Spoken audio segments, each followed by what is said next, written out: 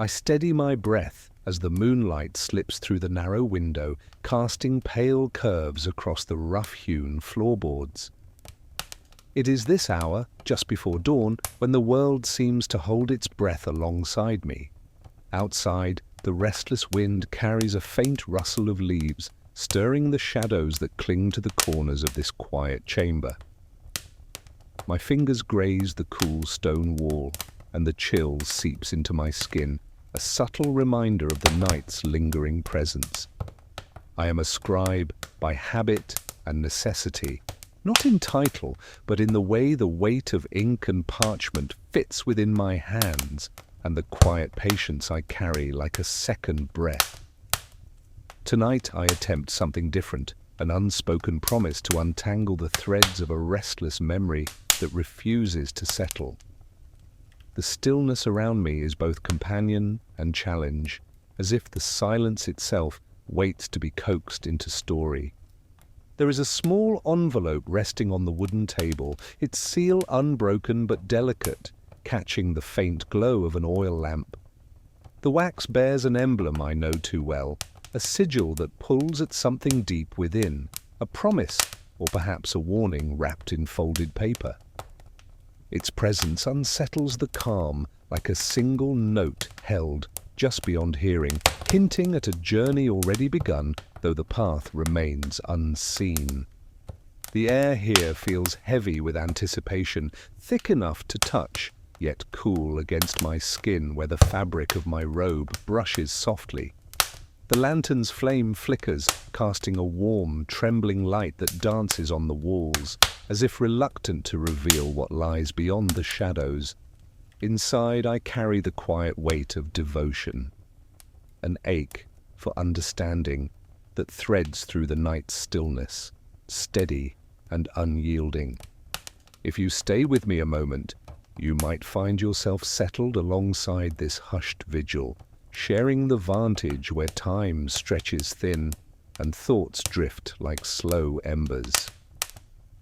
I offer this space not for answers, but for the soft unfolding of something yet to be seen, a subtle transformation waiting just beyond the edge of sleep and wakefulness.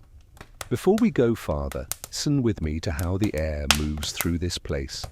The gentle sighs of the timber, the faint scrape of a settling floor, the distant whisper of wind threading through the eaves. Let us begin there, where night and quiet speak in their own language, and the world feels drawn close enough to touch. The floor is worn wood, faded and grooved by countless footsteps, its grain rising like gentle waves beneath the calloused skin of my palm. Around me, the air holds a faint chill, tempered only by the lingering warmth of the oil lamp resting on the table, its flickering flame casting slow, deliberate shadows that stretch like whispered secrets across the uneven ceiling beams. I shift slightly on the hard bench, feeling the coarse fabric of my cloak gather and settle against my skin, the weight of the night pressing in alongside me. Outside, the wind murmurs softly through the cracks where the wood meets stone, carrying with it the distant sigh of water, perhaps a stream or some unseen river murmuring its steady song far beyond these walls. Occasionally, a faint call of a nightbird drifts in, its voice fragile and cautious, threading through the darkness with a tremulous grace. The quiet is not absolute. It hums with life, a subtle pulse beneath the surface of silence, as if the very air breathes in rhythm with my own steady inhalations. I pause, listening to the faint scrape of the lamp's wick, the gentle crackle of flame, and the soft settling of the house itself, as if it sighs with memories too heavy to carry in daylight. The scent of smoke lingers low and warm, mingling with the earthy sharpness of damp stone and a faint trace of resin, sticky and sweet, hidden somewhere near the wooden shelves. Each breath draws these elements deeper into me, a quiet communion with the place, as if inhaling the past itself. My fingers find the edge of the table, worn smooth by years of use, and I allow myself a slow, deliberate touch, following the faint grooves and nicks that tell stories without words. The fabric of my sleeve brushes against the roughness, a contrast that grounds me here, tethered in the present despite the stillness that suggests otherwise. The soft glow of the oil lamp pools at my side, its light hesitant and warm, a small hearth in this shadowed room. It sways with the faintest motion in the air, casting slender lines of gold that ripple across the walls and catch the dust motes drifting lazily in the beam. The moonlight outside filters through the narrow window, a cool silver ribbon stretching across the floor, intersecting with the lamp's amber glow in a quiet dance of warmth and chill. I watch the interplay, feeling the cool weight of night pressing softly against the warm tendrils of flame, a balance that mirrors the quiet tension threading through my thoughts.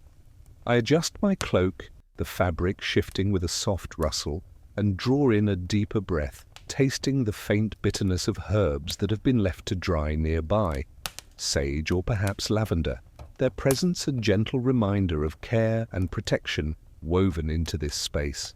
The air carries a subtle hint of earthiness, a grounding scent that anchors me even as my mind drifts toward the sealed envelope resting just beyond reach on the table. My eyes follow the slow curl of smoke rising from the lamp's wick, tracing its delicate spiral as it dissolves into the night, a silent messenger disappearing into the unseen. The room's stillness folds around me like a slow, careful breath, steady and unhurried. I feel the cool stone beneath my fingertips, the rough wood beneath my knees, the soft fabric against my skin, and the steady rhythm of my heart, the quiet dialogue of presence and place. This calm is not empty. It holds a reserve of something older, something waiting patiently beneath the surface of now. The air itself seems to hum with the weight of unseen stories, the kind that settle deep into stone and timber, whispered only in the spaces between breaths. Here, in this hushed moment, I am both witness and part of that lingering quiet. If I lean closer, I can almost hear the slow, steady thrum of time pressing against these walls, a subtle vibration beneath the slow sway of shadows and the faint, steady drip of distant water. This place holds more than silence. It carries memory, layers of it, folded deep into the grain of wood, the roughness of stone, the scent of smoke and resin. Soon I will share what lives here, stories older than me, waiting just beneath the surface of this night. For now, I invite you to breathe it in with me. The cool edge of dusk, the warm flicker of flame, and the quiet breath of a place that remembers. The land we inhabit is vast and ancient, a place where the sun rises with a golden promise and sets beneath a canopy of stars that seem to hum with unseen power.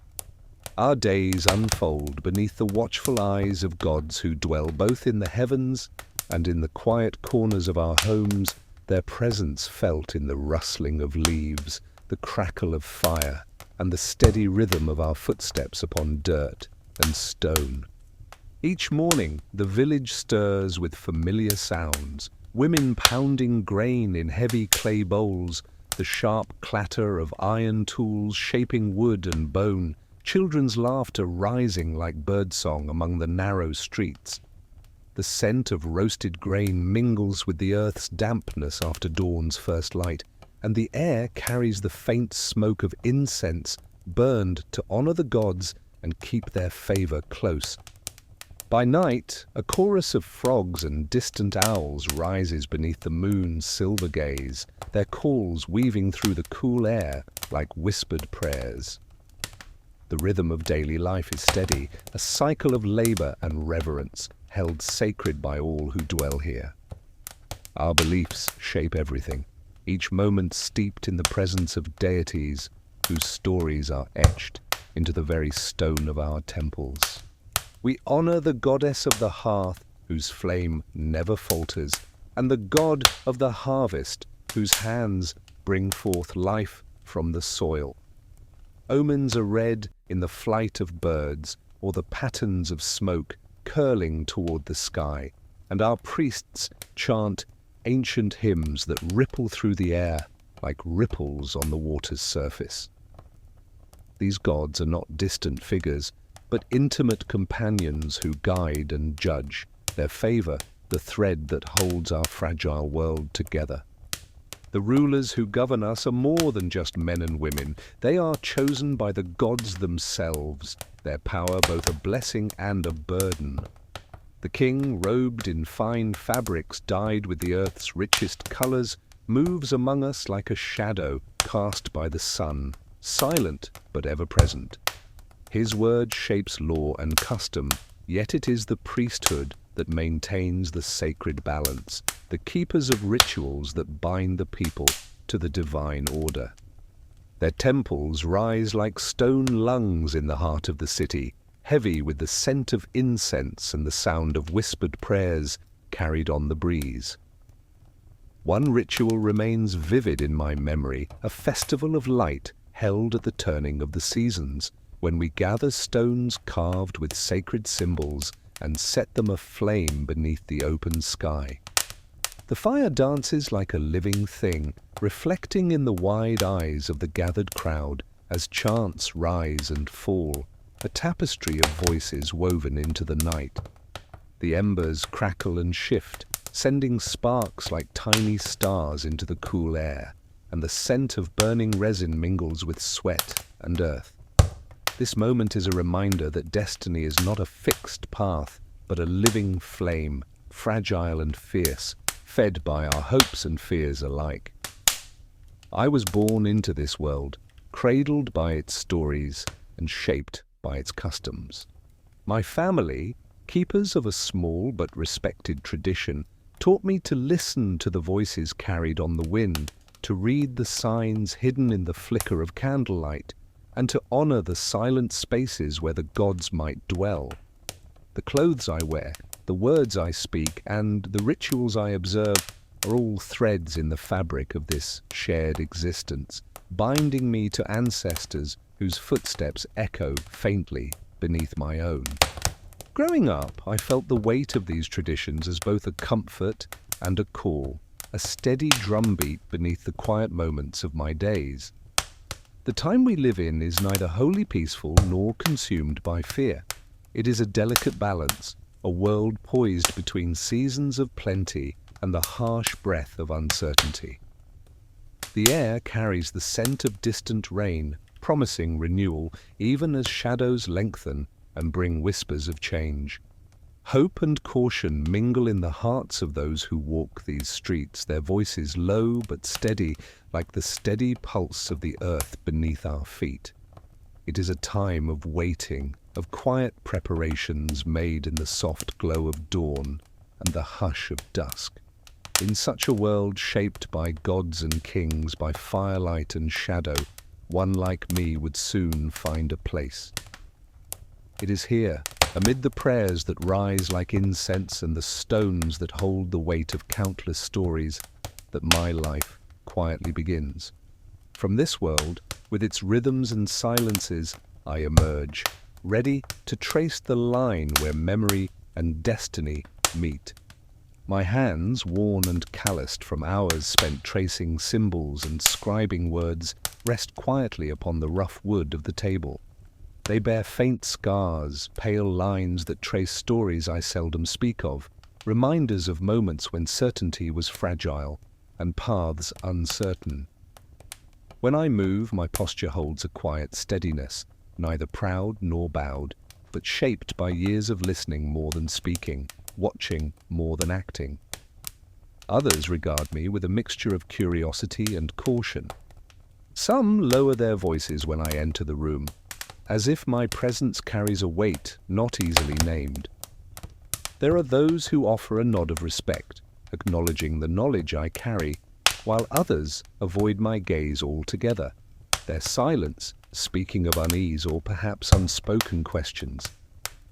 I have heard whispers, some admiring, some wary, But beneath it all lies an unmistakable sense that I do not quite belong, that I walk between worlds, neither fully embraced nor entirely cast aside.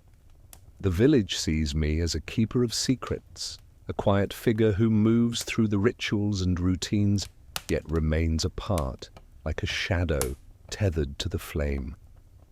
But how do I see myself? I feel the steady pulse of the life within these walls, the rhythms of days marked by ink and parchment rather than sword or song. My voice, when I choose to use it, is soft and measured, carrying the cadence of the prayers and chants I have learned since childhood. I am a scribe, one who holds the delicate threads of memory and meaning entrusted to capture the stories that might otherwise fade. Yet even as I embrace this role, there is a restlessness beneath my calm exterior, a quiet knowing that something unseen lingers just beyond the edge of my understanding. It is not a burden heavy enough to break me, but a seed of something more, a subtle pulse that quickens in the stillness. Around my neck hangs a simple amulet, a small carved stone worn smooth by years of touch. It is both a talisman and a reminder, its etched symbols a language older than any living tongue. I habitually draw my fingers across its surface in moments of doubt or silence, finding in its cool weight a steadying presence. This amulet marks me in the eyes of those who know its meaning, not simply as a scribe, but as someone connected to forces not always spoken aloud. It is a symbol of my place within the weave of our world, a quiet emblem of identity and purpose that I carry without boast or fear. In the eyes of the community, I am a keeper of words and wisdom, a link between the sacred stories of old and the living breath of our days. I move through the market and temple, through the hum of daily life, always present, yet often unnoticed. My role is not one of loud command or visible might, but of steady presence, an observer, a recorder, a guardian of the intangible. This position grants me a peculiar kind of freedom, yet it also isolates me in subtle ways. I am known, but never quite known fully, a figure whose importance is whispered rather than proclaimed. Beneath the surface of this quiet existence lies a feeling I can scarcely name, a sense that my life is poised on the cusp of change, that the calm I inhabit masks a deeper current. Sometimes, in the stillness before dawn, a dream visits me. Shadows shifting into shapes I cannot yet grasp. Voices speaking in riddles that dissolve with the coming light. These moments leave a trace, a faint echo in my bones that tells me I am meant for something beyond the scroll and ink, something that has yet to unfold. It is a restless quiet, a waiting folded into my very breath. There is a loneliness in this knowing, a solitude born not of absence but of difference. I walk among my people, surrounded by familiar faces and voices, yet carry a solitude that no crowd can entirely fill. Still, it is not bitterness that colours this feeling, but a quiet pride in the path I walk, the delicate balance between what is seen and what is hidden, between the stories told and those yet whispered. It is a life shaped by patience and observation, by the steady unfolding of moments that hold meaning beyond their surface. To understand me, you must know where I began, what shaped these hands, what carved the lines beneath my skin, what first kindled the restless flame within. My story is rooted not only in the quiet halls where I now dwell, but in the distant shadows of my origins, where the first threads of my path were woven. It is from that place, with its memories and mysteries, that I step forward now, ready to share who I truly am. The earth here is soft and warm beneath bare feet, dust rising in lazy swirls along the narrow paths winding between clay-walled homes. Morning smoke curls upward from hearths, carrying the scent of burning herbs and fresh bread. This place, quiet, alive, and ancient, cradled my earliest days with a gentle embrace. My mother's hands were always busy, kneading dough or weaving fibre into cloth, her laughter a soft thread in the tapestry of our home. My father's deep voice guided me through stories of the land and the spirits that dwell among us, while the elders' steady presence offered wisdom in the shape of quiet counsel and careful ritual. They were the pillars of my small world, each one shaping me with kindness, discipline, and stories that stretched beyond the horizon. Their faces, worn by sun and time, remain vivid in memory, steady beacons amidst the flow of years. Each day unfolded in simple rhythms, the sharp clatter of grinding grain as women worked in the courtyard, the rough texture of clay bowls warm with stew, the sticky sweetness of honey dripped onto coarse bread. Children's laughter chased the breeze as we darted between shadows, playing games that echoed the sacred dances of our people. At dusk, incense smoke drifted from the temples, weaving into the cooling air as prayers rose softly toward the stars. These moments were small and sacred, a tapestry of work, play, and reverence that wove the fabric of my childhood. As a child, I felt the steady pulse of safety beneath these rituals, but also a curious wonder at the world beyond.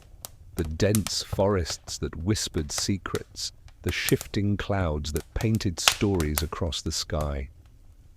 Sometimes, beneath the canopy of night, a loneliness would settle in, a quiet space where the voices of others seemed distant, and my own breath the only sound. Yet even in those moments there was a stirring, a restless pulse that hinted at something unseen, something waiting just beyond the edges of my small world. One night, when the moon hung low and swollen, I dreamed of a river that glowed with silver light, winding through shadows and stars. In its waters, I saw a reflection not quite my own, eyes deep and knowing, holding a quiet power I could not name. When I awoke, the amulet my mother had given me lay cold against my skin, its carved symbols catching the pale light. That dream lingered like a whisper, a first sign that my path was entwined with forces beyond the village's gentle embrace. I remember a day when the sky was heavy with rain and the earth smelled rich and dark. I was near the riverbank, watching the water swell and churn, when a sudden flash of lightning split the sky. The roar of thunder shook the air, and in that wild moment I felt a fierce heartbeat within me, as if the storm had stirred something deep and ancient. The memory holds itself sharp and clear, a pulse of fear and awe tangled together, marking me in ways words cannot fully capture. The land shaped me as much as those who raised me. The shifting seasons taught patience and resilience. The stories of gods and ancestors breathed a sacred rhythm into each day. The weight of tradition settled on my shoulders like the cool shade beneath ancient trees, grounding me while stirring a longing for understanding beyond what was spoken. This was a world both tender and relentless, where every breath was a prayer and every step a part of a larger dance. Those beginnings were wrapped in a peaceful sacredness, a quiet world humming with life and meaning. Yet beneath the calm surface, the river's current moved steadily forward, and so did I. The gentle days of childhood held the seeds of something more, an unfolding destined to pull me beyond the familiar shores I knew so well. But childhood is never eternal. The world soon came calling. It was subtle at first, a hunger that gnawed beneath the comfort of familiar meals, a chill wind that carried the scent of coming storm. One season, the rains delayed, and the earth cracked beneath the village's feet, sending brittle whispers through the fields. The air grew heavy with the scent of dry soil and smoke from distant fires, where neighbors burned brush, to clear, brittle growth. I remember the nights when thunder grumbled low and I huddled close to my mother's side, the cold seeping through thin cloth as lightning fractured the sky. Fear was a new companion, restless and sharp, yet beneath it stirred a cautious resolve I did not yet understand. My first true test came not with battle or prophecy, but with the simple weight of responsibility. One dawn, as the village still slumbered beneath pale light, I was sent to carry water from the river to the temple altar, a task small in size but heavy in meaning. The clay jar was rough and cold against my blistered hands, the river's edge slippery with moss and morning dew. Each step back to the village felt measured, as if the weight of unseen eyes pressed upon me. Halfway there, the jar slipped, shattering against a stone, spilling the cool water into thirsty earth. Shame burned hot beneath my skin. The murmurs of failure whispered in my ears. Yet with trembling fingers, I gathered what remained, and though the altar received less than intended, my heart learned the quiet strength of persistence amid faltering steps. Not all challenges came from tasks alone. Tension had begun to weave itself into the fabric of our village life, and with it, conflict.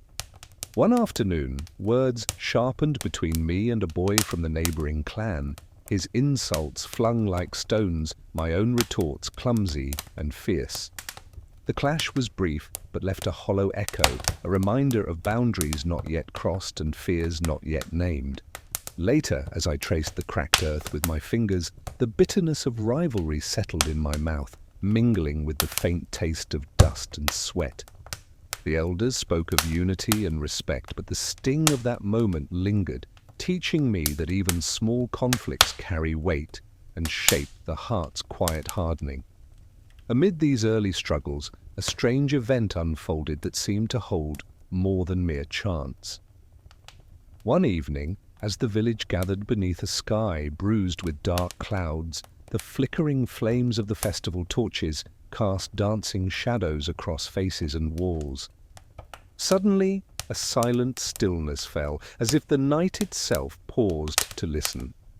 From the crowd's edge, I glimpsed a figure cloaked in shifting light, neither fully seen nor forgotten, a presence that stirred the air with a subtle electric hum. Though no word was spoken and no hand reached toward me, a thread of recognition wove through my chest, a silent promise folded into the night's breath.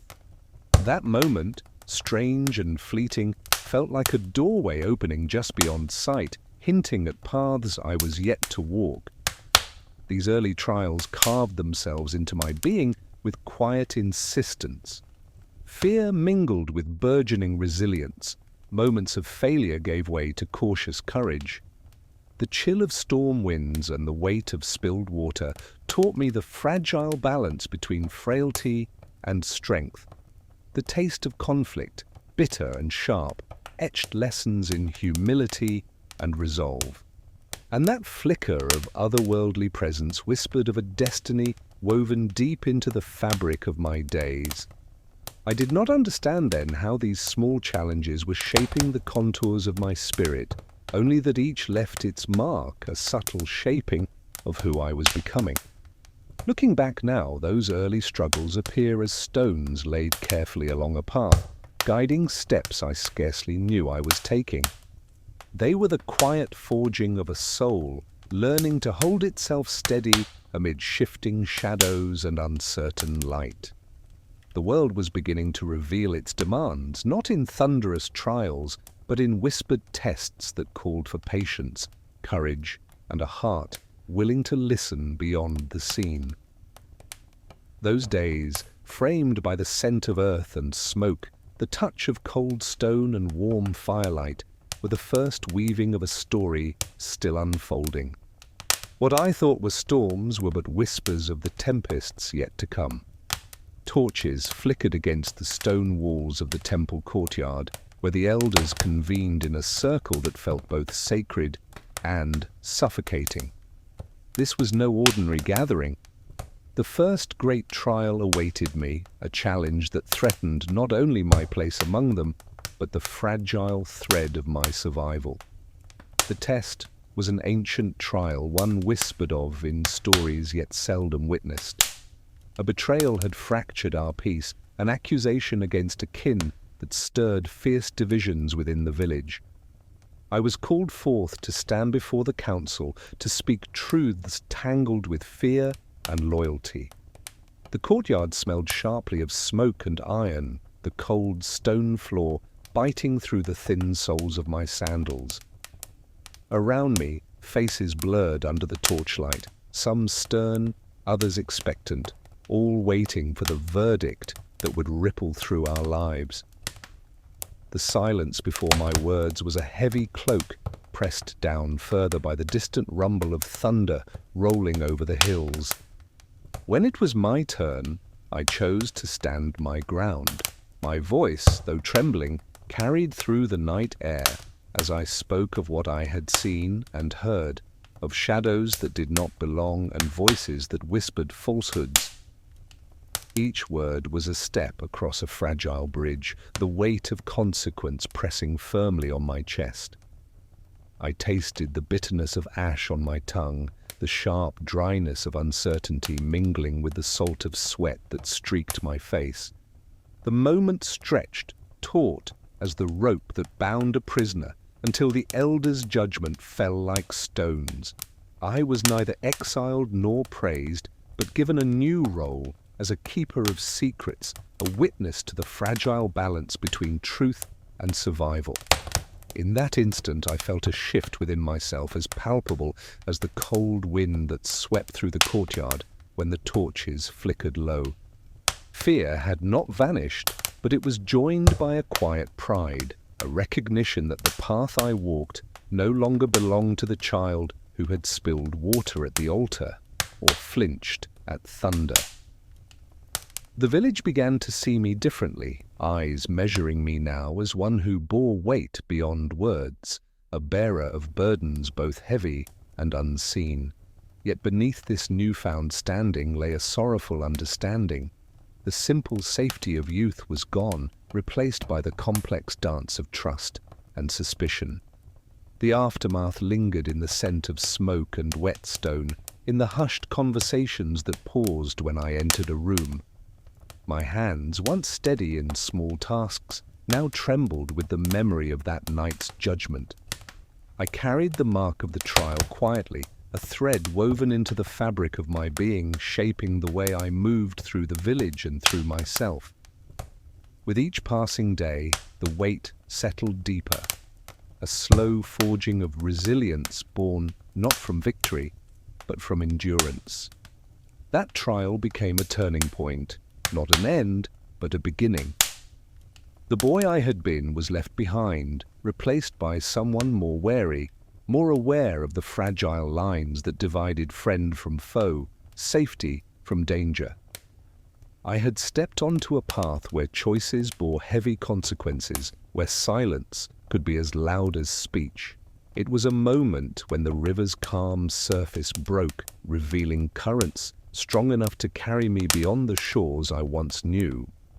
Looking back, I understand now that this challenge was only the first doorway into a larger destiny, one shaped by shadows yet to come, by storms yet to rage. The taste of bitterness, the cold touch of stone floors, the flicker of torchlight on watchful faces, they remain etched in memory, guides for the journey ahead. Yet, even this was only the threshold. The true path still waited in shadow. After that turning point, the years stretched before me like open roads winding beyond the edges of the village I once called home. I left behind the familiar scent of river mud and smoke, stepping into a world vast and uncertain. My wandering began as a pilgrimage of sorts, though no single destination held my gaze. Instead, I moved through mountain passes where cold winds bit at my skin, across dusty plains where the sun baked the earth to cracked hardness. Each step carried the weight of what I had lost and the fragile hope of what I might find. Hunger became a constant companion, gnawing at me during long stretches between villages. Nights were often cold and uneasy, the rough cloak I wrapped around me doing little to hold back the chill that seeped through my bones. Fatigue settled deep within muscles and spirit, a slow erosion made sharper by the sting of rejection when strangers eyed me with suspicion or closed their doors. Storms swept across the land with sudden fury, rain pounding on the stone walls of inns where I sought refuge, the thunder's growl mirroring the turmoil within me. These hardships came in cycles, relentless yet shaping, each trial carving away the boy who had stumbled at the altar to reveal a man tempered by endurance. Along the way, I met teachers whose wisdom was etched in the lines of their weathered faces and in the quiet steadiness of their hands. I encountered strangers from distant clans, their tongues strange but their eyes familiar in the shared struggle of survival. Markets thrummed with foreign sounds and scents, spices sharp and sweet mingling with the smoke of cooking fires. Rivals tested my resolve, challenging not only my skill but my patience and pride. From these encounters I gathered knowledge as one might collect stones, some smooth and useful, others jagged and sharp, all carrying the imprint of the journey. I learned the art of healing from a woman whose hands moved gently over wounds, teaching me that strength was often found in tenderness. I practiced the patience required to read the shifting patterns of the sky and the land, understanding that rushing only brought ruin. Writing, too, became a refuge and a tool, the scratch of charcoal on parchment a steady rhythm against the chaos of travel. These skills wove together, shaping my understanding that survival was as much about quiet wisdom as it was about bold action. The wandering years reshaped my view of myself and the world. I grew more resilient, each hardship a stone laid in the foundation of a steadier self. Humility settled in my bones as I witnessed the vastness of the lands and the smallness of my own place within them. Wisdom came slowly, like dawn breaking through mist, revealing truths hidden in silence and observation. The journey was at once lonely and liberating, a sacred unfolding of time marked by the steady pulse of footsteps on endless roads. One night remains vivid, a memory luminous against the dark tapestry of my wandering. I sat beneath a sky scattered with stars, their cold light shimmering over a fire's warm glow. A stranger shared bread with me, the crust rough and warm, its simple flavor a balm to my weariness. We spoke little. The language between us was the crackle of flames, the steady breath of the wind, the quiet companionship of two travelers meeting under the vastness of the night. That moment held the spirit of my years on the road, small acts of kindness amid uncertainty, a reminder of connection in a world vast and often indifferent. Reflecting on those years, I see how they shaped the contours of my soul. The endless roads taught me to carry both hope and caution, to find strength in endurance rather than haste. The smells of wet soil after rain, the taste of bitter herbs and sweet wine shared in fleeting company, the roughness of stone walls against my palm. All these details are threads woven into the fabric of who I became. The journey was a slow unfolding, a gentle but relentless shaping of spirit and body alike. But even then, I sensed these were only the footsteps before the true trial. After years of wandering, the moment that cracked me open came quietly, like dawn breaking through a long, restless night. I had grown used to the steady rhythm of travel, to the hunger and cold that marked each day, but nothing prepared me for the catalyst that forced me to shed what I once was. It was a betrayal, not loud or sudden, but a slow unraveling of trust that left my heart raw and my spirit unsteady. The person I had been, naive and wandering, searching for belonging in a world that offered only fleeting refuge, could not survive this fracture. The innocence I clung to shattered, scattering like glass underfoot, leaving me exposed to the sharp edges of reality. The breaking came with an emotional collapse that felt like drowning while gasping for air. I remember the silence that followed my cries, heavier than any storm I had endured on the road. My body trembled with fever sweat, cold and hot in turn, as if my skin itself was trying to burn away the past. The taste of bitterness filled my mouth, mingling with the metallic tang of blood from a wound I hardly remembered receiving. Days passed in a haze, punctuated only by the rough touch of stone walls and the faint scent of smoke that clung to the air like a stubborn ghost. Each breath was a reminder that nothing could be the same again. From that dark place emerged a symbol of transformation, a scar, thin and jagged, tracing its way across my left hand. It was a mark given not by blade or fire, but by the slow, relentless pressure of betrayal and loss. To me, it was a relic of the breaking, a silent vow etched into flesh that I would carry forward whatever came. The scar pulsed beneath my skin like a quiet drum, a steady reminder that the self I had known was gone, replaced by something forged in pain and clarity. It was only in the stillness that followed I first recognized the change within me. I felt a strength I had never known before, not the reckless courage of youth, but a steadiness born from suffering. My purpose sharpened into something new, a clarity that cut through the fog of wandering and doubt. I was no longer merely a traveler adrift. I had become a keeper of truths too heavy for many to bear, a bearer of silent burdens that shaped the quiet steel in my gaze. The world around me shifted, and I with it. Others noticed the difference as well. Some regarded me with fear, their eyes wary of the shadow that now clung to me like a second skin. Others kept their distance, unable or unwilling to meet the weight I carried. Yet a few looked on with quiet admiration, recognizing in my changed form the resilience that comes from deep breaking. The village elders, once my judges, now spoke of me in hushed tones, not quite the boy they had known, nor yet the man I was becoming. I had become something in between, a figure both familiar and strange. This transformation set me upon a new path, one that called me away from aimless wandering toward a journey shaped by purpose and rebellion.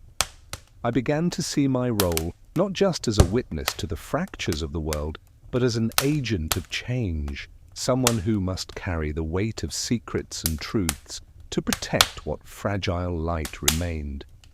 The path ahead was uncertain, shadowed by the scars of the past, but illuminated by a flicker of resolve that refused to be extinguished.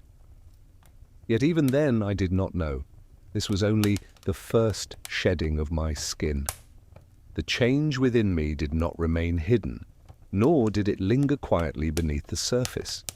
It rippled outward like a stone cast into still water, disturbing the calm of those around me. My family, once protective and familiar, looked at me with a mix of wonder and wariness. Their eyes searched for the boy they had known, only to find a stranger carved by pain and resolve. Peers who had once shared laughter now kept a careful distance, their whispers like the rustle of dry leaves in a silent forest. Among the leaders of scattered settlements, some regarded me with cautious interest, as if I carried a weight that might tip the scales of their fragile power. The first stirrings of recognition were subtle, furtive glances, hushed conversations fading when I approached, but they marked the beginning of a new reality.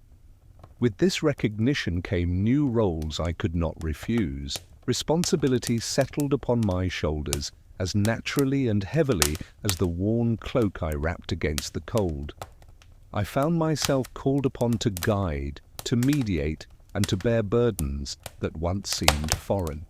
Command was not granted with ceremony, but demanded by circumstance.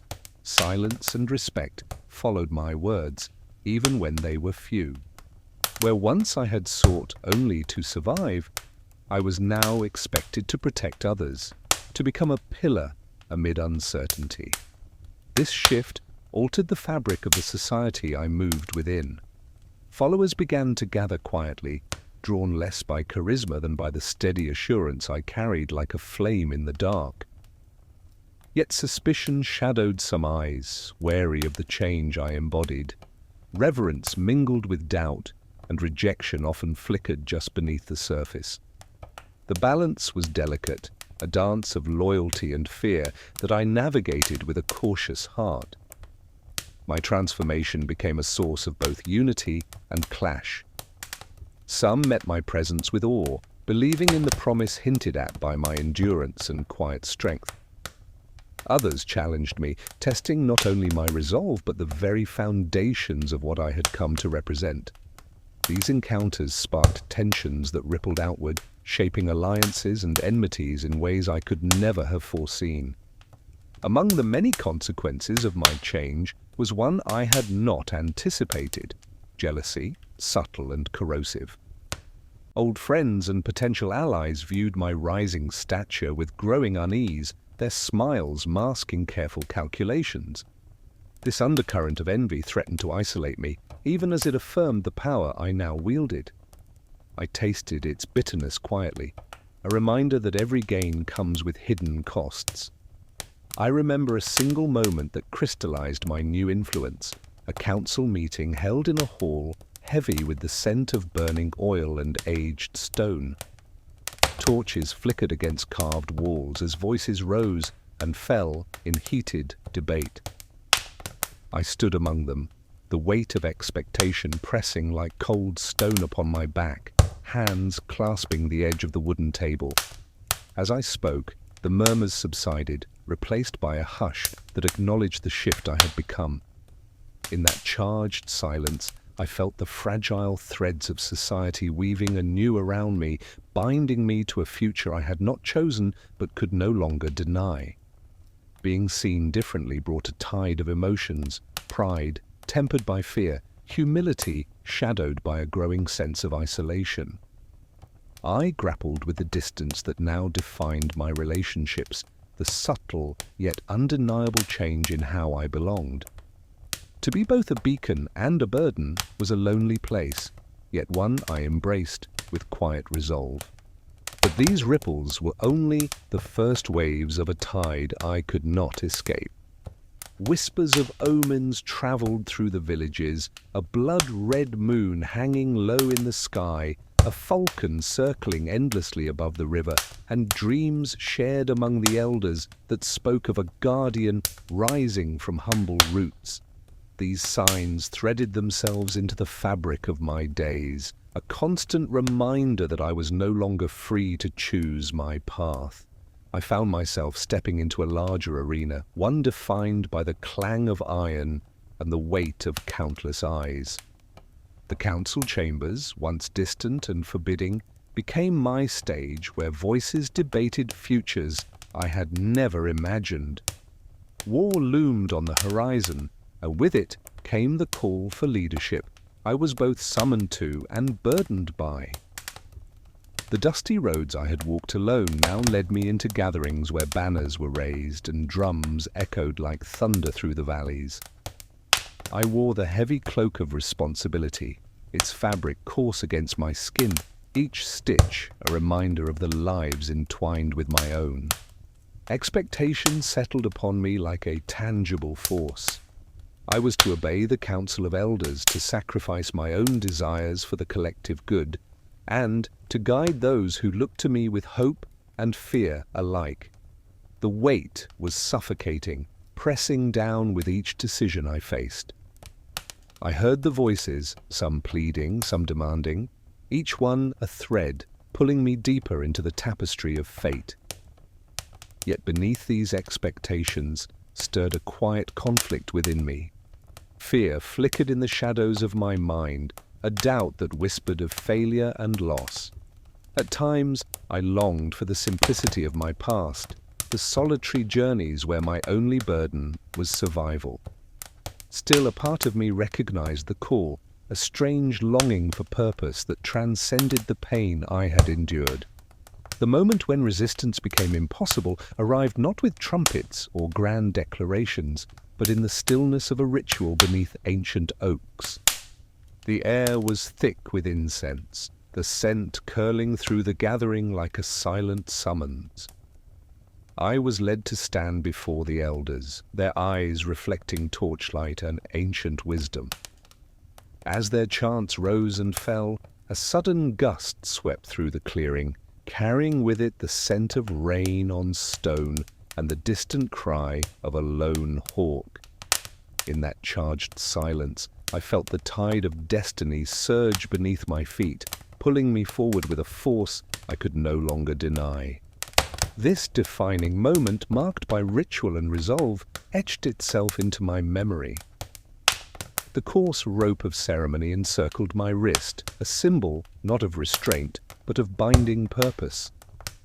Around me, the gathered faces blurred into a sea of shadows and light, their voices a chorus of hope and expectation.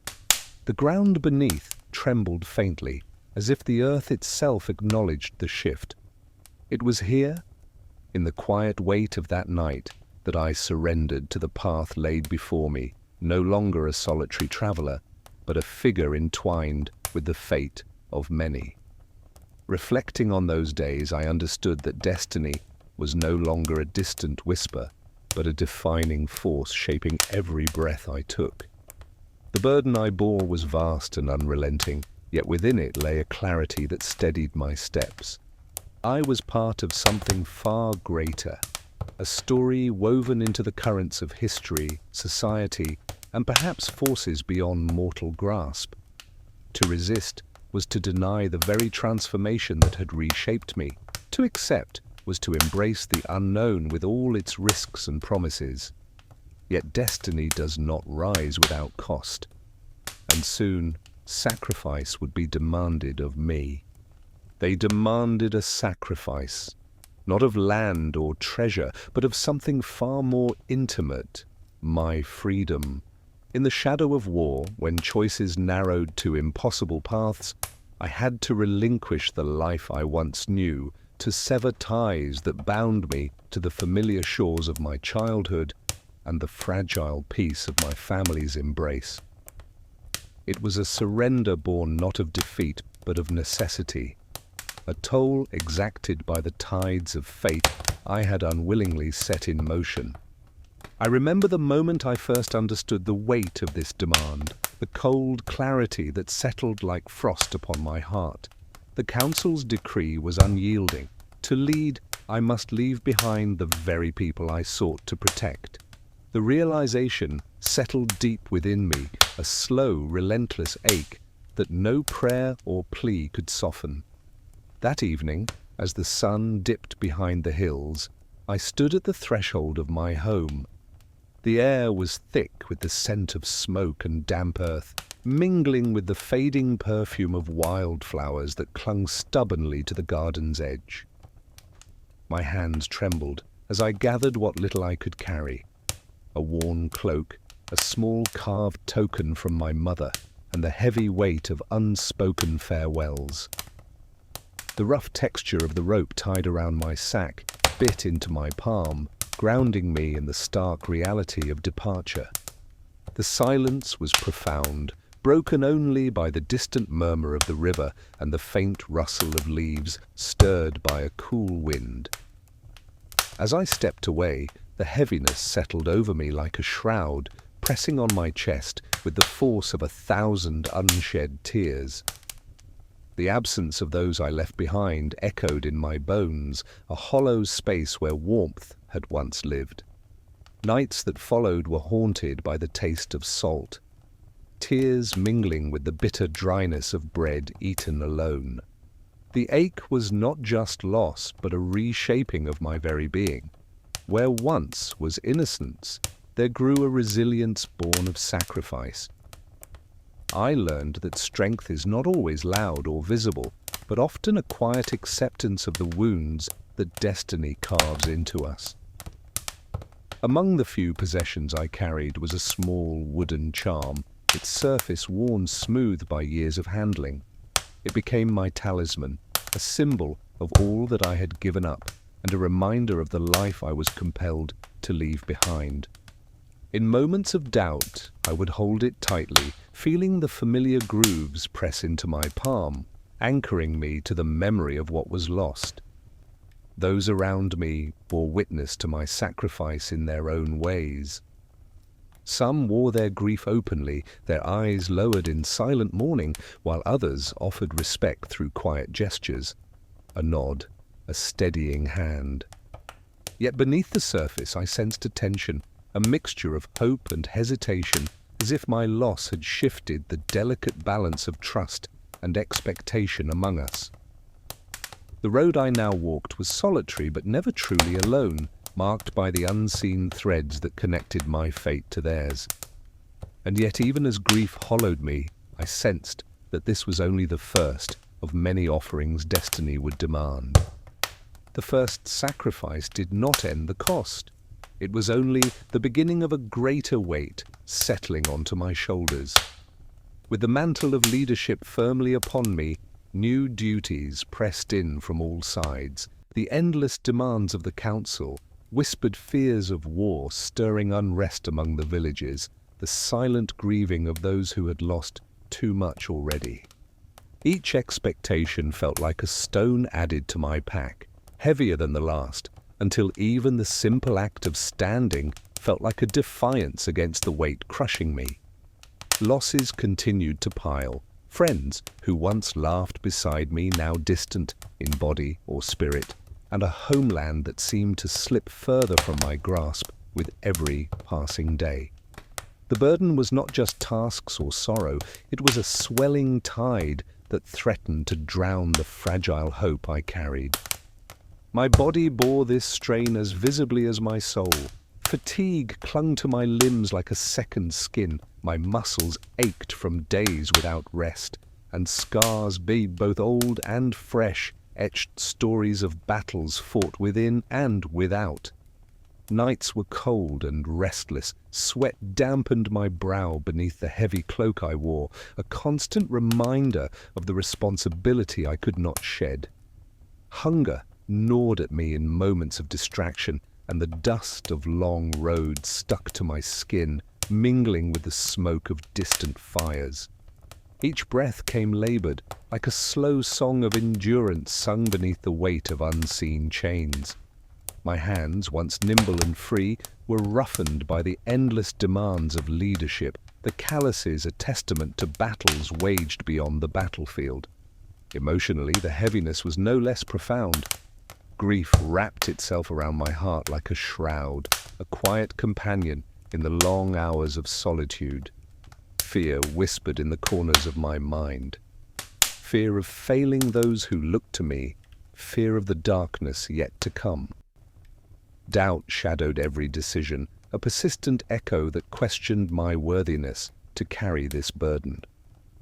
The loneliness was sharpest here, a blade unseen by those who stood near. Even amidst the crowds of allies and villagers, the pain I bore was mine alone, a silent weight that none could share or lighten. I was surrounded yet isolated, a solitary figure beneath the watchful eyes of a restless world. The cloak I wore became more than mere cloth, it was the symbol of this growing burden. Heavy and worn, it draped over my shoulders like the sum of all I had lost and all I must still bear. Its fabric smelled faintly of smoke and earth, its edges frayed from countless journeys and restless nights. When I wrapped it tightly around me, I could almost feel the history of sacrifice woven into its threads, a tangible reminder that every step forward demanded a price. It was both shield and shackle, comforting and confining in equal measure. There was a moment when the weight nearly broke me. It was late one evening, beneath a sky darkened by clouds and the distant rumble of thunder. I had been traveling alone, the road endless and unforgiving beneath my feet. My breath came ragged, my limbs trembling with exhaustion. I sank to the side of the path, the cold earth biting through the thin fabric of my cloak. The silence pressed in, broken only by the soft creak of the cloak's worn leather clasps. For a heartbeat, the world seemed to tilt, and I tasted bitterness on my tongue, stale water from a cracked flask, mingled with the salt of unshed tears. In that fragile darkness, I felt the crushing weight of all I carried, the loneliness, the fear, the unrelenting demands. But I did not yield. I closed my eyes and summoned the quiet rituals that had become my refuge. A whispered prayer, the steady rhythm of my heartbeat, the memory of the carved token from my mother's hand. These small acts of faith and endurance were threads of light woven through shadow, anchoring me when I nearly fell apart. It was this persistence, this inner vow to carry on despite the mounting toll, that sustained me. Each day I drew strength not from certainty, but from the quiet resolve that I must endure for the sake of those who depended on me. The rituals, the silent moments beneath ancient trees, the steady breath in the face of despair. These became the slow march forward, step by weary step. I learned to carry the burden not as a curse, but as a solemn duty, a path walked with deliberate reverence for the cost it demanded. But the greater the burden grew, the clearer it became. I was being led toward a trial of endurance that would test the limits of my soul. The weight was no longer on my shoulders alone. It pressed into the very marrow of my being, shaping me for the battles yet unseen, the sacrifices still waiting in the shadows ahead. The burdens I carried drew me toward a single ordeal, a journey through a barren wasteland that stretched beyond the edges of any map I had known. The sun beat down relentlessly, its heat searing my skin beneath the heavy cloak that clung to my back like a second, suffocating skin. Dust swirled in the dry air, invading every breath, coating my tongue with grit that made each swallow a battle. The road was endless, a cruel ribbon of cracked earth that seemed to mock my every step. There was no refuge, no shade, only the vast silence broken by the rasp of my labored breathing and the faint crunch of my worn boots against stone and dirt. This trial demanded more than mere travel. It demanded endurance of body and spirit, a surrender to the slow unraveling of strength. Physical pain was constant and unyielding. Hunger gnawed at me with sharp teeth, a hollow ache that settled deep in my belly, while thirst cracked my lips and dried my mouth to dust. My feet blistered and burned, raw beneath the weight of every step, and my muscles screamed in protest with each passing mile. The sun's merciless glare left me dizzy, my vision swimming with heat and sweat that stung my eyes and soaked the fabric pressed against my skin. Wounds from earlier conflicts throbbed beneath the relentless motion, each pulse a reminder of battles fought and scars earned. My body felt betrayed, a vessel no longer able to carry the weight placed upon it, as if every bone and sinew conspired to cast me down. The mental strain was no less formidable. Doubt crept in like a shadow at the edges of my mind, whispering that I was unworthy, that collapse was inevitable. Fear curled in my chest, the fear of failing those I had vowed to lead, the fear of fading into nothingness beneath the relentless weight. Despair settled like a fog, clouding my thoughts and twisting memories into cruel mirages. At times, my mind fractured into hollow echoes, and I saw things that were not there. Flickers of faces long gone, distant voices calling me to surrender. Madness hovered close, a silent predator stalking my faltering resolve. There was a moment when the weight of it all nearly broke me. I stumbled on a jagged stone, my knees buckling beneath the crushing weariness. The world tilted and darkened at the edges, a suffocating silence swallowing the sound of my heartbeat. I sank to the scorched earth, my hands trembling as they touched the cracked ground, the rough stones biting into my skin. My breath came in shallow, ragged gasps, and the bitter taste of defeat coated my tongue. For a heartbeat, the abyss yawned before me, promising release in oblivion, but I did not fall. I did not give in. A spark kindled within me. A vow whispered in the quiet chambers of my heart. The memory of my mother's talisman pressed against my chest beneath the cloak, its carved surface cool and steady against my skin. That small token, heavy with meaning, became an anchor in the swirling storm. Faith, faint but unyielding, flickered through the darkness, a single thread of light binding me to purpose. I clung to it as a drowning man clings to driftwood, drawing strength from the ritual of breath, the steady cadence of my heartbeat, the silent promise to endure. The struggle stretched on, slow and unrelenting. Each step was a triumph over the voice that urged surrender. My body protested with every movement, blistered feet, aching bones, and the relentless thirst. But I moved forward, step by grueling step.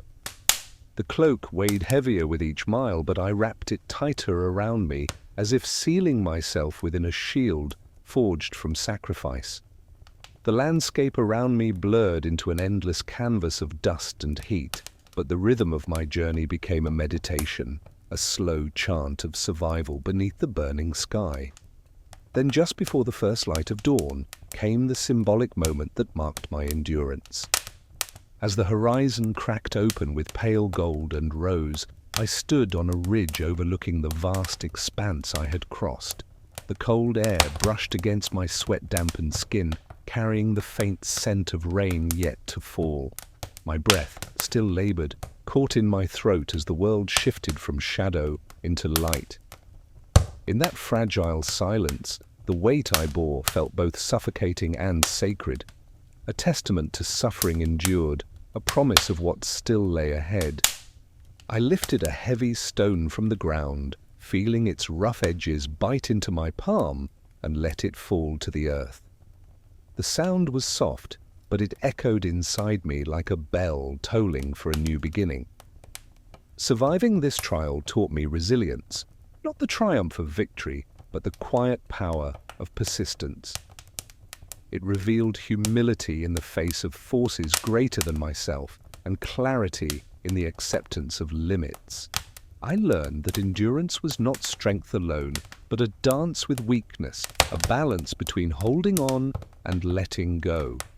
Each breath drawn in the face of despair was a victory, each step a chapter in the story of survival. Surviving the trial did not end my journey.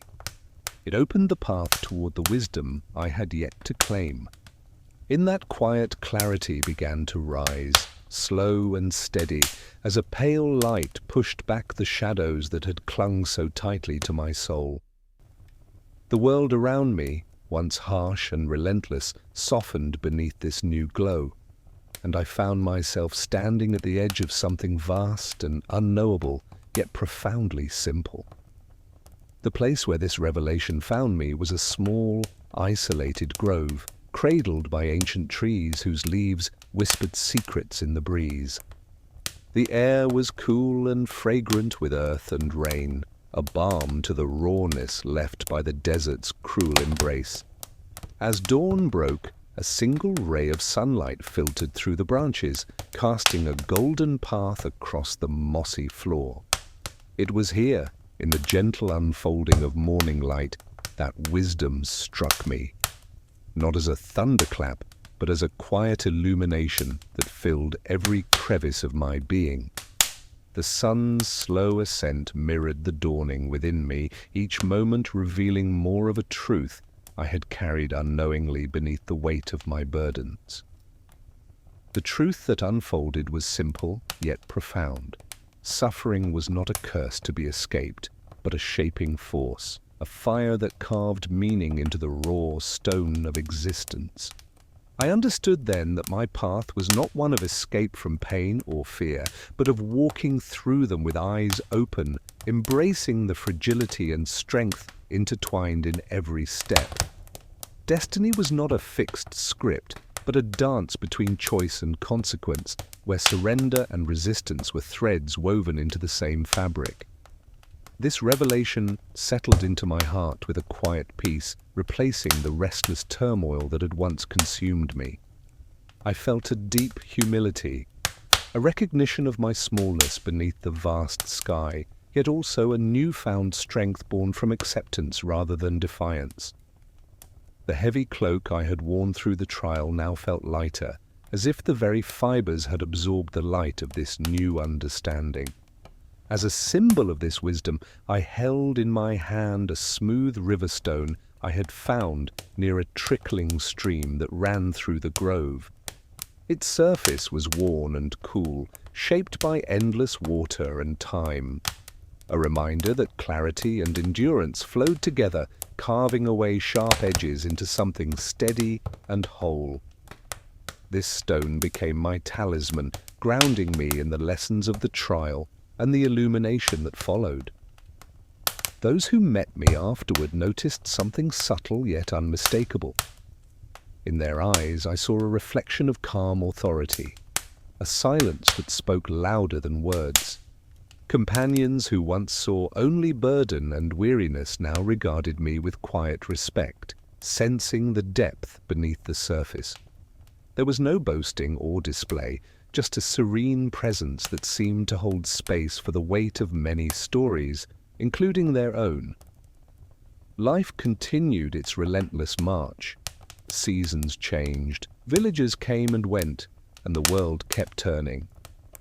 Yet within me, the perspective had shifted irrevocably.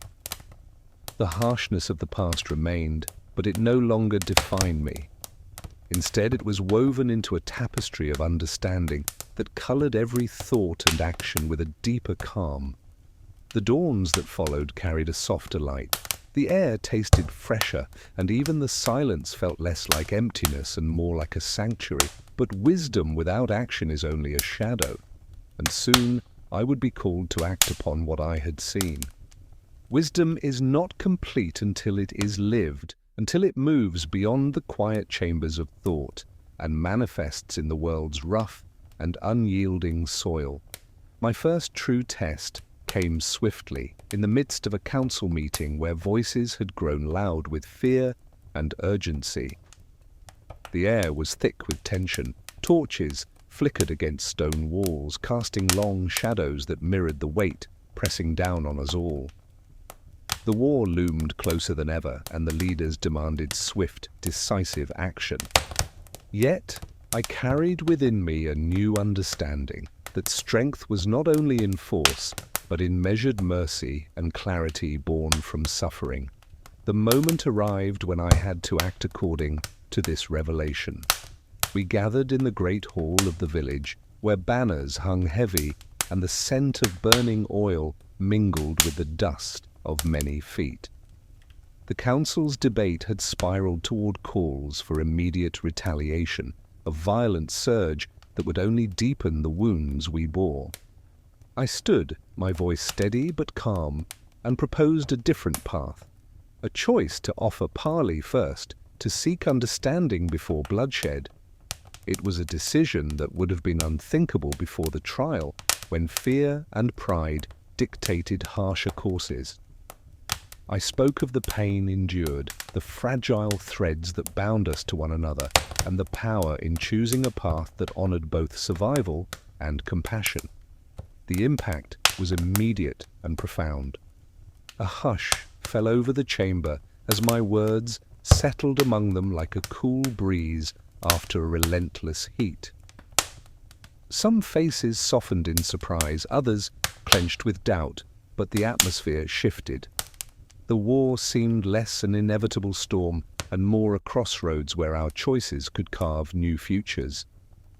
My companions looked at me with a mixture of awe and caution, sensing that the calm authority I now embodied was not weakness, but a quiet strength forged in the crucible of endurance.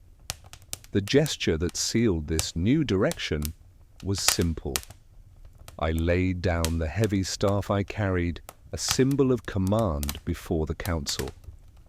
It was an act of surrender to wisdom over might, a tangible reminder that leadership could be wielded without violence. Inside, I felt a trembling confidence. The peace I had found in Revelation was no longer an abstract comfort, but a living force I carried into action. Each word spoken, each breath taken was imbued with the clarity that had risen from the depths of my trial. The weight of responsibility remained, but it was tempered by a new resolve to live the truth I had come to understand, even when it was neither easy nor certain. The cool stone beneath my feet grounded me, the murmurs of the council a steady rhythm accompanying the choice I had made. Yet not all received this wisdom without resistance. Shadows of doubt flickered in some eyes, whispers of mockery and disbelief lingered beyond the closed doors. A few questioned the practicality of mercy in a time of war, fearing it would be seen as weakness or invite betrayal. The silence that followed my declaration was not unanimous respect, but a complex tapestry of acceptance and hesitation. I sensed the fragile balance between hope and skepticism, knowing that the path ahead would require more than words. It would demand steadfastness in the face of opposition. As the council dispersed, the night air carried the scent of earth and rain, fresh and renewing. I held close the memory of that stone in the grove, smooth and worn by endless water, as a symbol of the wisdom now set in motion. Just as the river carved its way through stone, so too would this choice shape the course of what was to come. The first act of living my revelation was both a beginning and a test, a quiet declaration that I would no longer be defined solely by endurance, but by action born from understanding. In the days that followed, the village moved with a subtle shift. Conversations carried a new tone, hesitant but hopeful, and even those who doubted could not deny the change in me, a steady purpose that steadied those around me. The bread shared during council meals tasted richer with possibility.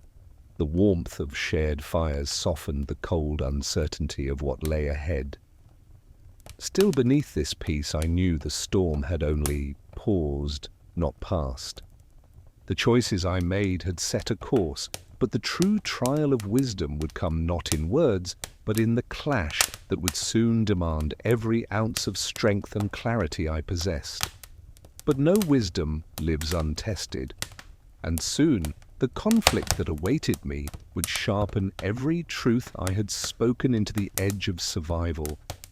The calm resolve I had cultivated within the council hall was about to face its harshest trial yet, an uprising born of fear and old grudges simmering beneath the surface. The opposition came not from distant enemies, but from those I once called allies, a faction within our own ranks led by a rival whose voice thundered louder than reason.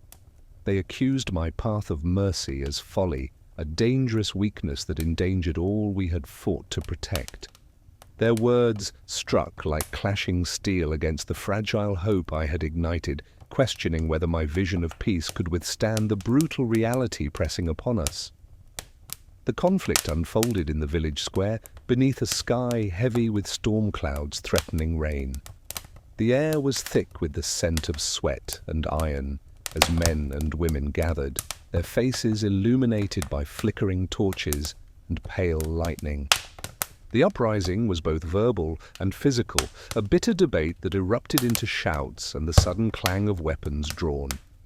I stood at the center, the rough stone beneath my feet grounding me as voices rose in chaos. My rival's accusations were sharp and relentless, that mercy would only embolden our enemies, that strength demanded swift and uncompromising action. The crowd's mood shifted like the wind before a tempest, some swayed by my rival's fury, others uncertain. caught between loyalty and fear. In that moment, a silence fell briefly, an unsettling pause where doubt crept in like a cold shadow.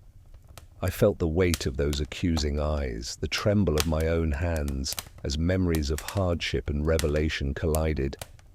Could the wisdom I held truly withstand this storm? Was my path a beacon or a fragile flicker, doomed to snuff out under pressure? The bitterness of those questions lingered on my tongue like ash, and for the briefest moment I hesitated, the calm I had nurtured threatened by the rising tide of uncertainty. But then I remembered the stone from the forest stream, the smooth, enduring relic of time and water, shaping hardness into grace. With steady breath, I found my voice once more. I spoke not with the heat of anger, but the firm, steady cadence of conviction. I upheld my vow to choose understanding over vengeance, to lead with a strength born from acceptance rather than fear. It is not weakness to hold mercy, I declared, but the courage to face pain without becoming its prisoner. My words cut through the clamor like a blade tempered by fire, planting a seed of calm amid the storm. I stood firm, a living testament to the wisdom I carried, refusing to let doubt unravel what had been forged in trial. The outcome was neither clear victory nor defeat, but survival, a fragile truce born of respect and necessity. The uprising quelled, though tension remained like a coiled serpent beneath the surface. My rival withdrew, their glare heavy with unspoken threats, and the village lingered in a silence that tasted of bitterness and rain. Yet, in that silence, I found a quiet triumph. That my truth had not broken beneath the weight of opposition, but held steady, a beacon against the gathering dark. The broken staff I once laid down before the council now bore a fresh crack, a silent scar marking this first test, a physical reminder that wisdom, like wood, can bend without breaking. In the days that followed, I reflected on the clash and what it had revealed. True wisdom is not an unyielding stone, but a river shaped by both resistance and persistence. It requires patience and courage to flow where the path is uncertain, to endure the stones thrown in its way. I learned that holding firm did not mean closing off to challenge, but standing open to its lessons while remaining anchored in truth. The scent of smoke and wet earth after the storm lingered as a backdrop to this understanding, a reminder of the turmoil beneath the surface of calm. Yet, even as the village settled into uneasy peace, I knew this was not the final storm. The shadows that had surfaced were but the first wave, and darker conflicts awaited beyond the horizon. The clash had sharpened my resolve, but it also revealed the depth of resistance I would face. If my wisdom was true, it would have to stand not just in peace, but in fire. This was not the final storm. It was only the first wave of greater conflicts that destiny was yet to bring against me. The first storm had passed, but soon greater tempests gathered on the horizon, darkening the skies of my world. Enemies multiplied like shadows, stretching with the dying light, their ranks swelling beyond the handful of dissenters I had faced before.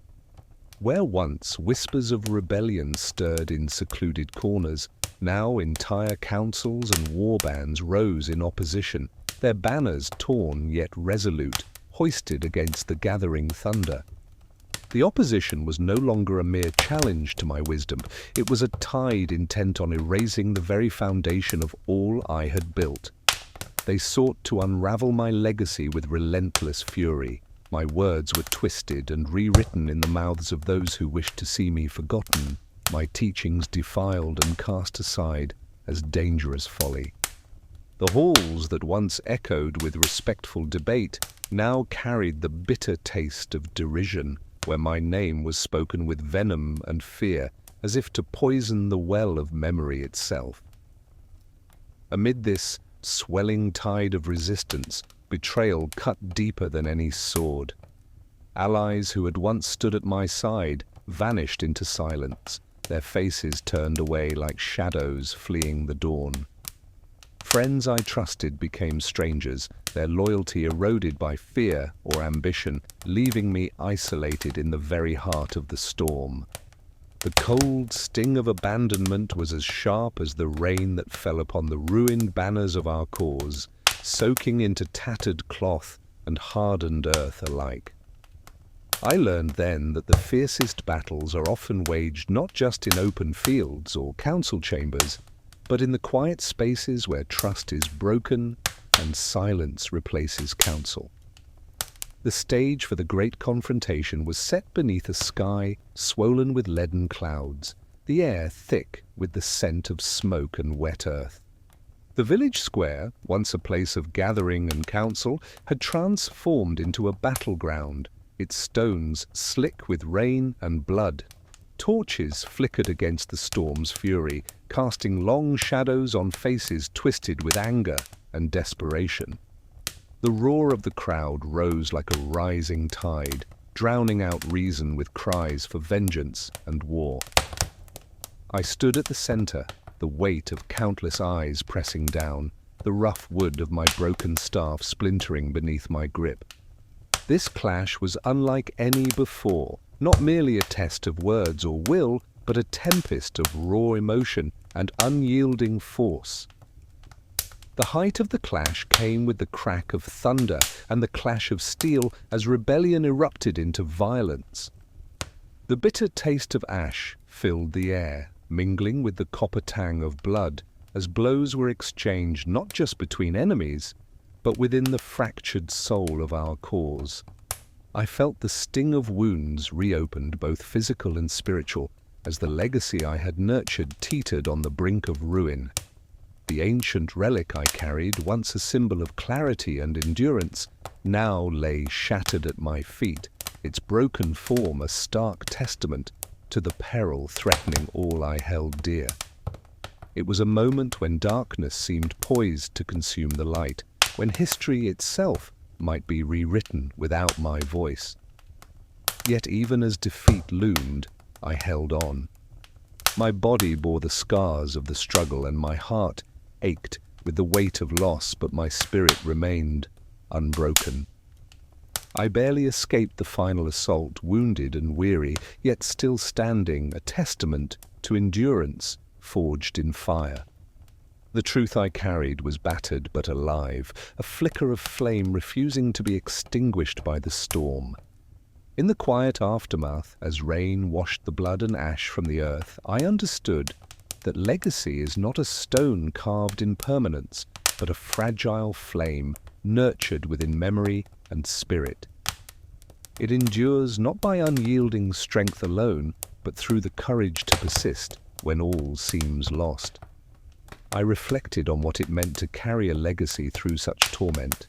It was a delicate thing, easily broken by betrayal or violence, yet resilient in the hearts of those who remembered its light.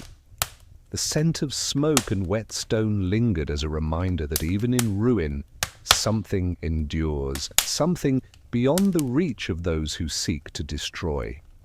My broken relic, now a symbol of threat and survival, lay quietly in the shadows, a testament to the trials faced and the resilience required to face what lay ahead. Yet I knew this was not the final reckoning. The deepest confrontation would not come from the world outside, but from within my own destiny. The storms I had weathered were but preludes to a more intimate reckoning, one that would test not just my wisdom or strength, but the very essence of who I was meant to become. Even shattered banners cannot silence destiny, and mine had not spoken its last. The air was thick with the scent of earth and lingering smoke from a dying flame, flickering low beside me, casting shadows that danced like memories across the rough surface. Here, removed from the clamor of the world and the fury of rebellion, I was left with nothing but my own breath and the weight of what I had yet to face. Destiny demanded much. a duty that stretched beyond my own will, a vow I had spoken in moments of clarity, but now felt as chains binding me inescapably to a path I wished to resist. It whispered of sacrifice, of endings clothed in beginnings, and a reckoning that no sword nor shield could alter. I had fought so fiercely against the tides without, yet this summons was unlike any battle before. It asked for surrender, not conquest, and I feared what lay beyond the threshold of that yielding. Within me doubt festered like a shadow refusing to be banished. Regret weighed heavy, clawing at the edges of my resolve. Had I been too merciful, too weak? The faces of those I lost, the trust broken, the lessons twisted, all haunted the quiet corners of my mind.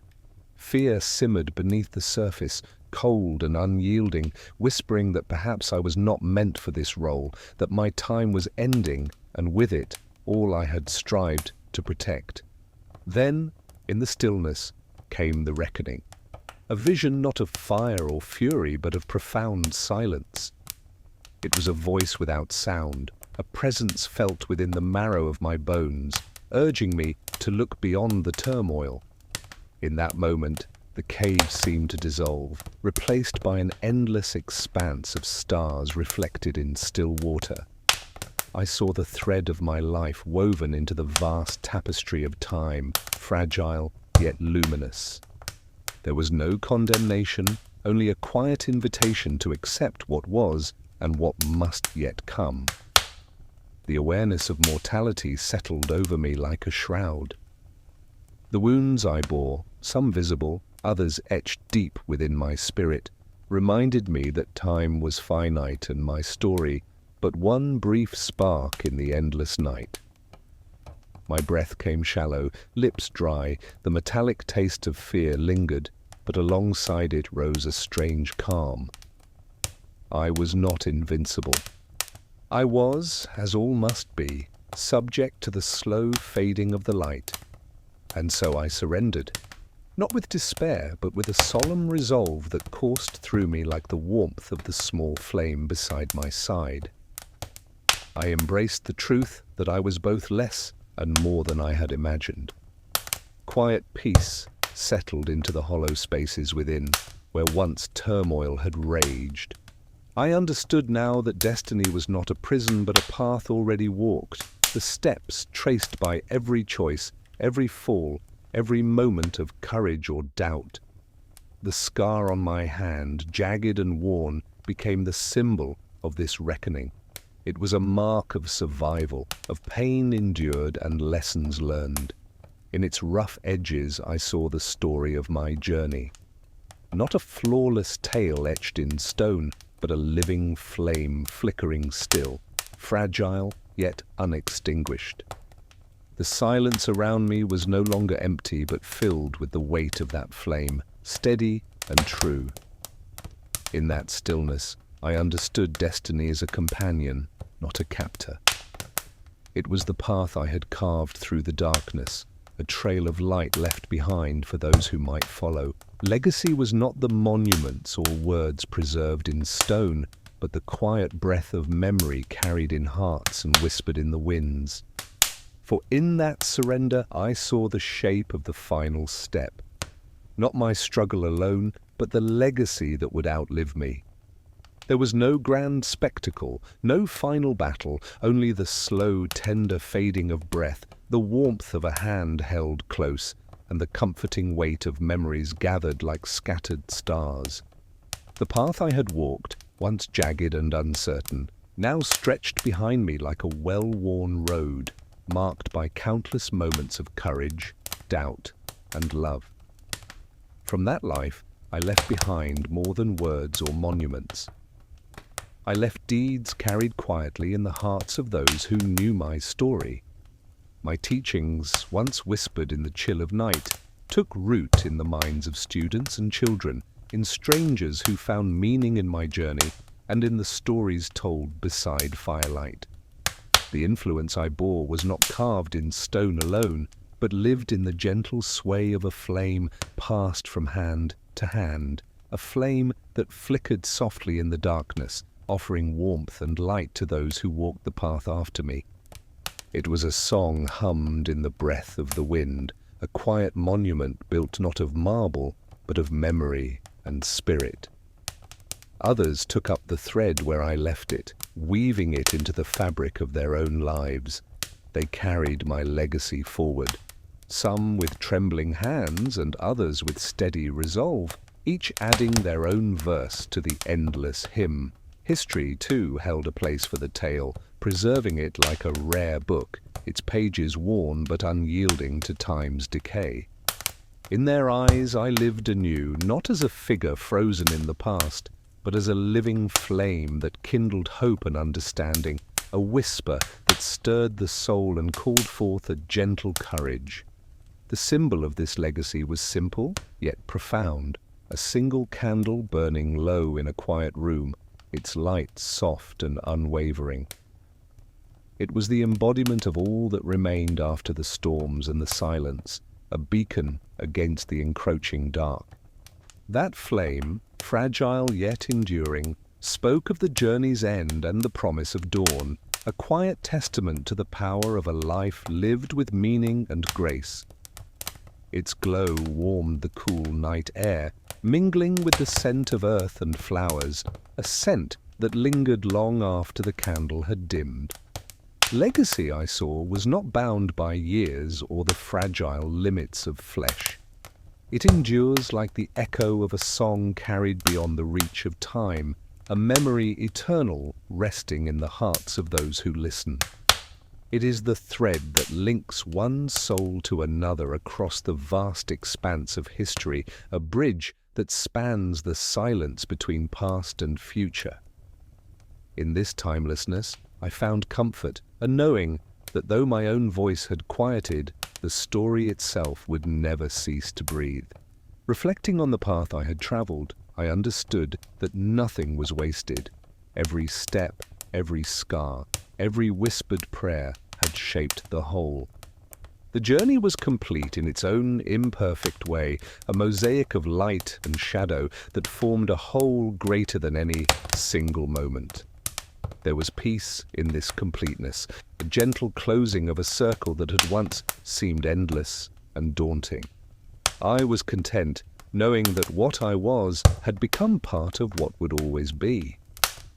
And so, though my voice has fallen silent, the story lingers like a whisper that carries through the ages.